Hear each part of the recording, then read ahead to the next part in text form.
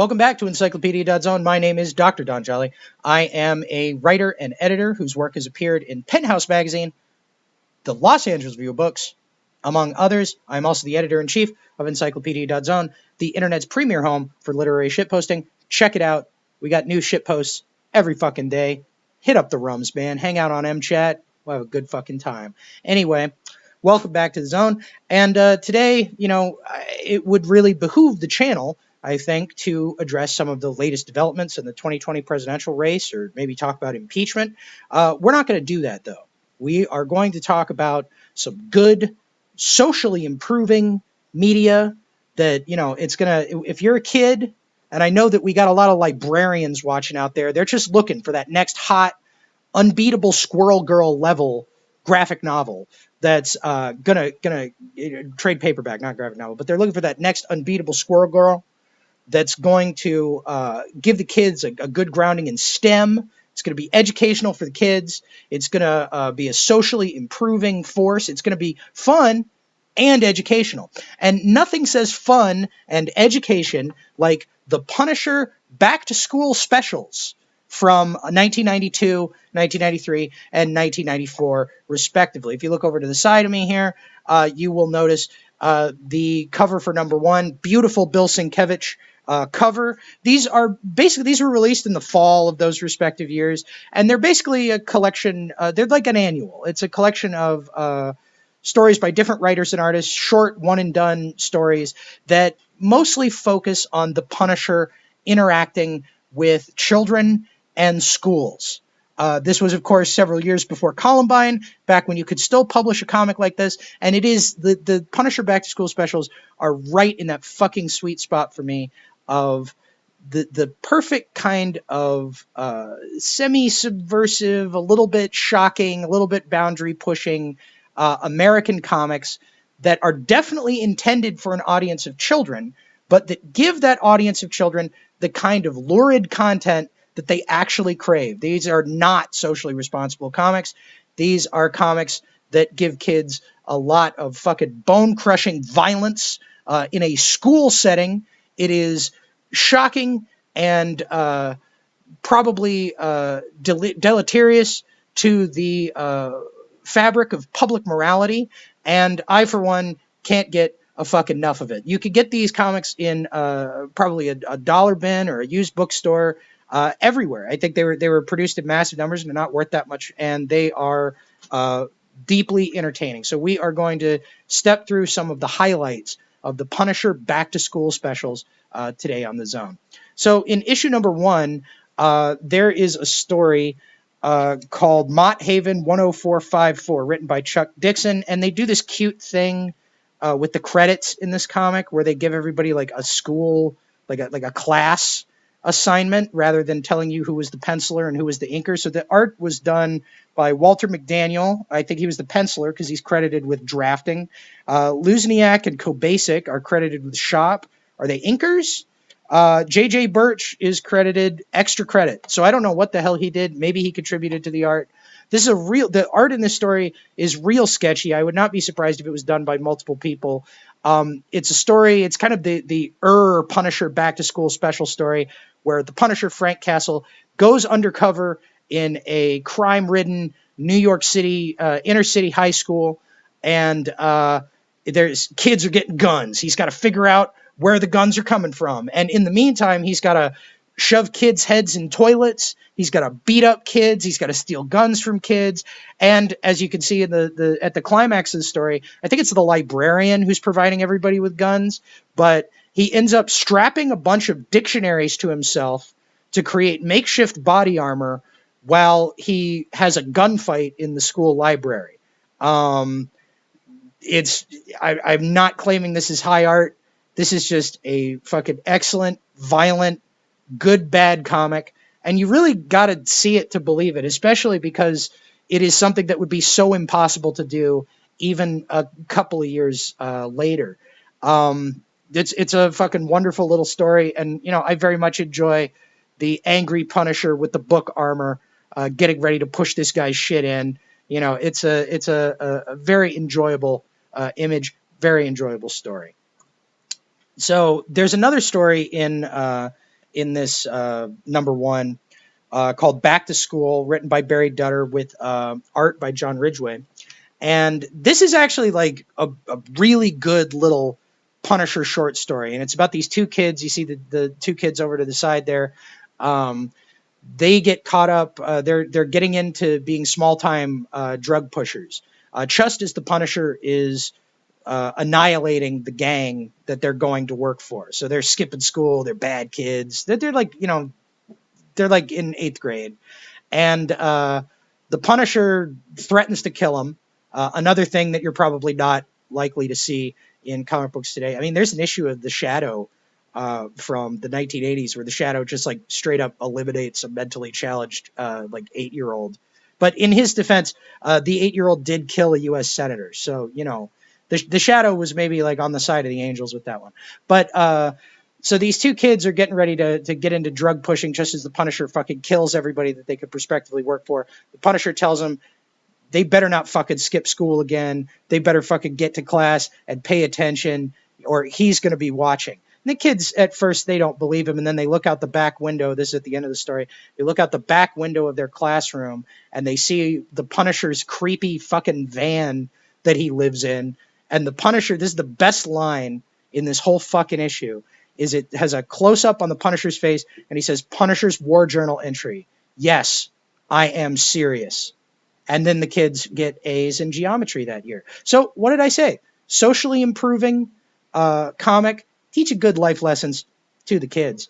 The Punisher Back to School special number 2 is a little bit less interesting, and I think maybe they realized that the high school setting of the first comic, like the fact that it's explicitly focused on the Punisher like dealing with kids, was maybe a little bit raw. So they kind of dial back on that. He goes to a gym where they're selling steroids. The Punisher in the 90s spent a lot of time fighting fucking drug people. Like, there's a lot of fucking like DARE program drug alarmism in these comics as a whole. And he ties a woman's hair to the ladder of the ladder of a swimming pool so that she can't get out and she drowns to death. That was pretty brutal. But he doesn't really interact with high schools and kids. There is one really excellent story in here, though, called Stage Fright, written by Mike Lackey, with pencils by Kurt Kobasic and Joe Rubinstein. And this is essentially the Punisher versus Gwar, the metal band Gwar, where they play in fucking, the orc costumes and shit like that, and their stage show is covered with fake blood. And so it turns out they're and once again, we're talking about like social alarmist stuff from the 90s. Turns out Gwar is committing human sacrifices backstage, so the Punisher's got to push their shit in. He makes himself a Gwar costume and fights them on stage with a fucking broadsword. He's got a motorcycle. He's wearing a fucking helmet with the skull on it. If I have to tell you why this is a good fucking trashy exploitation comic premise, then you're probably not going to get anything out of the Punisher Back to School specials to begin with. But it's an excellent fucking story, and it kind of saves the Punisher Back to School special number 2, which is not the strongest of the specials. The third Punisher Back to School special is really improved by it's got an excellent cover, which I like only slightly less than the Bill Sienkiewicz cover for Back to School special number 1 by Dave Hoover. And Dave Hoover actually does a story. He does a full story in this book called Brain Drain High, which, thank God, brings the Punisher Back to School special back to its roots and has the Punisher going undercover as a lunch lady to discover who's fucking selling drugs at a high school. And in this story, the Punisher confronts, and I quote, my old enemy, LSD.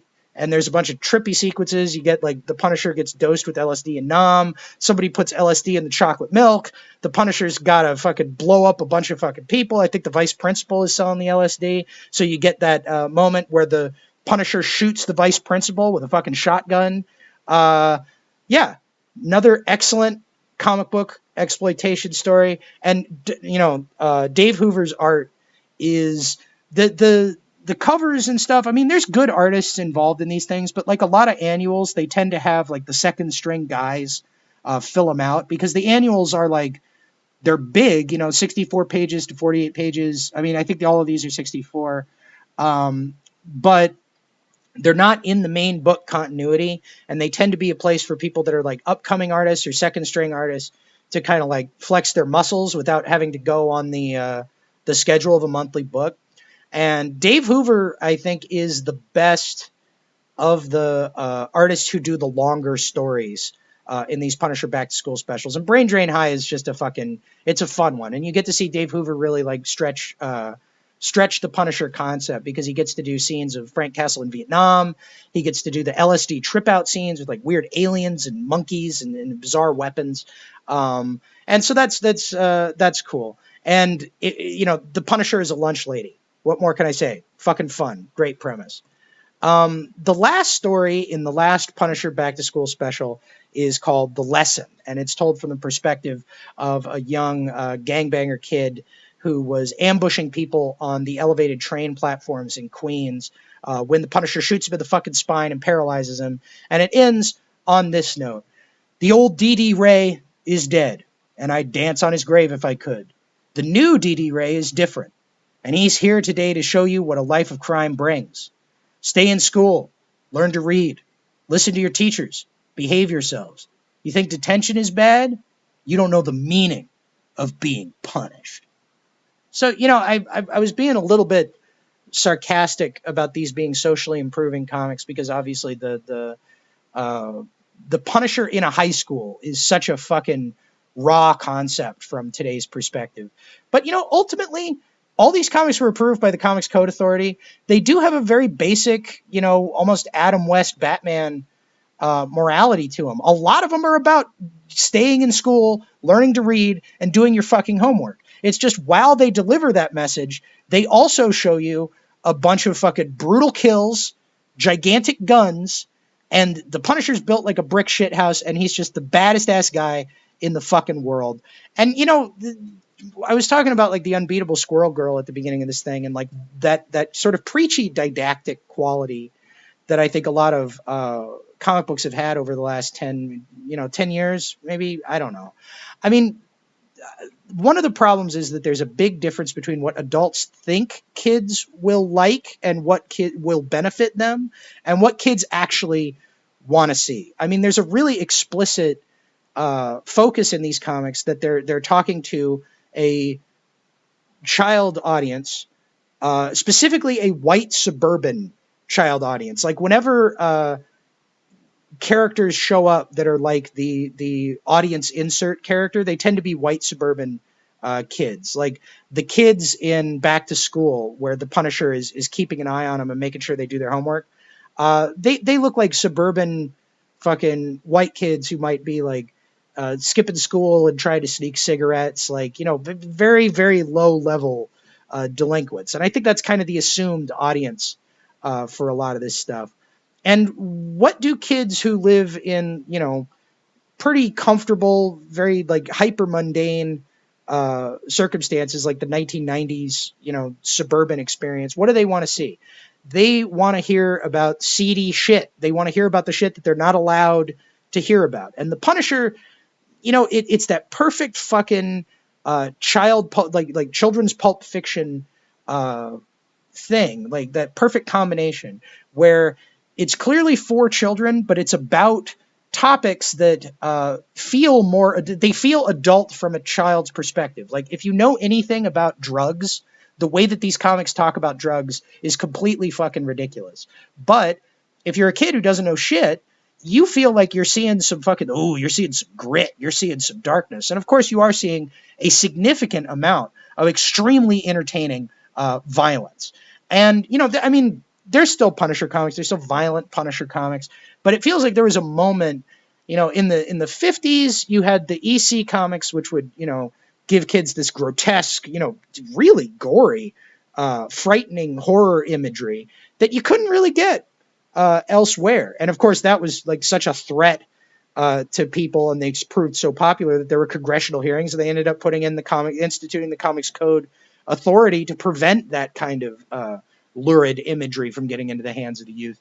And then in the 1990s, the Comics Code Authority had just like withered into such a shadow of its former self, and the general tone of comics had gotten so violent. You know, the Image Comics really pushed it in that direction. Todd McFarlane, obviously, you know, the sort of unintended aftermath of Watchmen and The Dark Knight Returns in the 80s. Like it had gotten more and more violent and more and more violent and more and more violent until you end up with something as ridiculous as a series of 3 64-page specials where the Punisher kills high school children.